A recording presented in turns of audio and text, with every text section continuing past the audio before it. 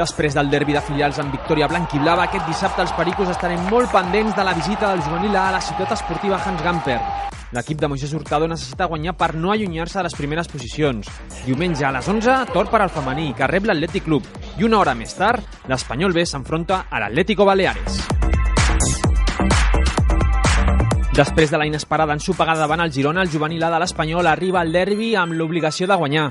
Els de Moisés Hurtado, que no acaben de trobar la regularitat desitjada, confien en fer un bon partit davant els blaugranes. Es un derbi, la motivación va a estar, pero yo creo que está todos los partidos. Yo no he visto el equipo que salió en un momento relajado, entonces eso no me preocupa, ni tampoco va a haber un exceso de presión. Seguimos dependiendo de nosotros, ellos fallaron también la semana pasada, todo está muy junto, te puedes poner a un punto del líder esta semana y es una gran oportunidad para nosotros. A les 12 diumenge estarem molt atents a les evolucions de l'Espanyol B, que juga davant l'Atlético Baleares. Els de David Gallego, quarts a la classificació, estan competint a un alt nivell. En qualsevol cas, el tècnic blanquiblau sap que serà un partit molt complicat.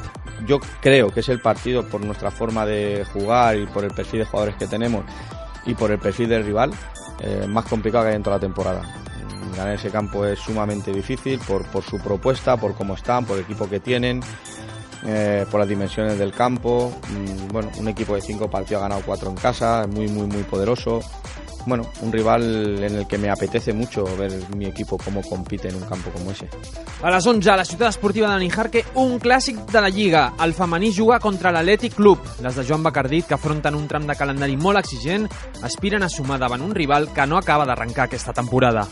Bueno, és un dia difícil perquè ve l'Atlètic Club, sí que no ve amb la seva millor versió, però és que veus l'11 de l'Atlètic Club i fa molt de respecte. Fer el millor partit, que l'Atlètic Club no tingui el seu dia, està bé defensivament perquè en generen molt, perquè tenen 3 bèsties a dalt, i hem d'estar concentrats als 90 minuts i que no passi com el dia del Llevant, que en un descuit ens fan una contra i ens marquen 1-0 quan encara no s'havien aproximat a porteria, així que s'haurà de vigilar. I per acabar, repassem l'agenda. Un altre cap de setmana seguirem de prop el juvenil B de Luis Blanco, que continua sumant victòries, i els nostres equips femenins, que volen seguir amb les seves bones ratxes.